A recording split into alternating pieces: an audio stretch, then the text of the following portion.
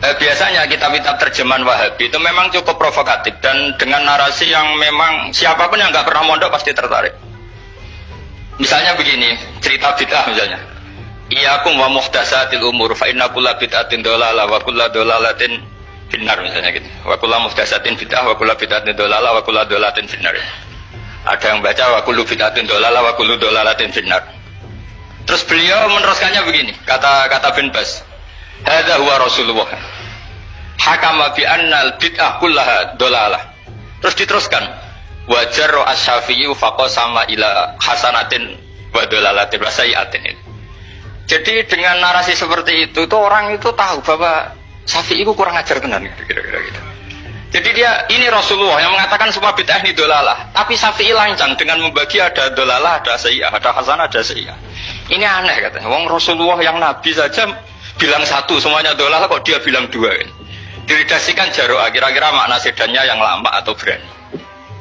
Sehingga orang mesti tanya, kenapa sih tidak ikut Rasulullah saja? Tapi ini satu ilmu, setidaknya ilmu perdebatan, bukan ilmu hakiki, karena kita tidak tahu yang diridhani Allah yang mana.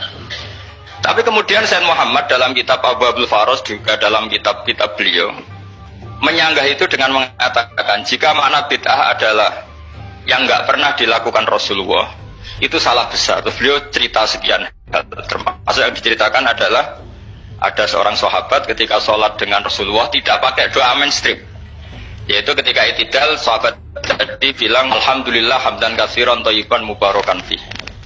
Setelah itu setelah Nabi habis sholat umul qail, siapa tadi yang melafadzkan itu? Semua sahabat diam karena takut disalahkan. Tapi apa yang dikatakan Nabi? Tidak, saya tidak akan nyalahkan. Saya tadi melihat isna asra malakan, saya tadi melihat 12 malaikat yabtadiruna ayyuhum yaktubu awwalu kata. Semuanya itu bergegas siapa yang nulis awal. Terus kata sahabat tadi, ha anada ya Rasulullah.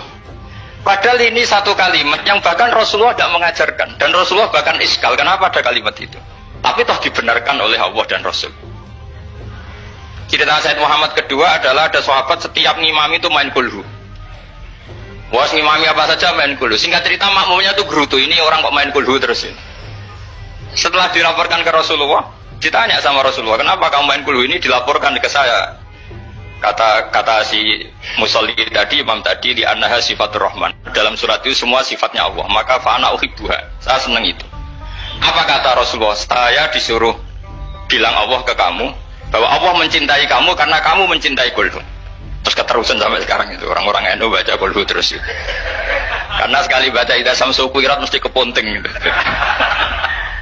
Tapi artinya itu dibenarkan Rasulullah min ghairi sabqi ta'limin minhu, tanpa ada pelajaran dari beliau. Runtuhlah teori bid'ah bahwa bid'ah adalah semua yang nggak pernah dilakukan Nabi, diajarkan Nabi. Nyatanya beberapa kali Nabi membenarkan sesuatu yang belum pernah diajarkan oleh beliau.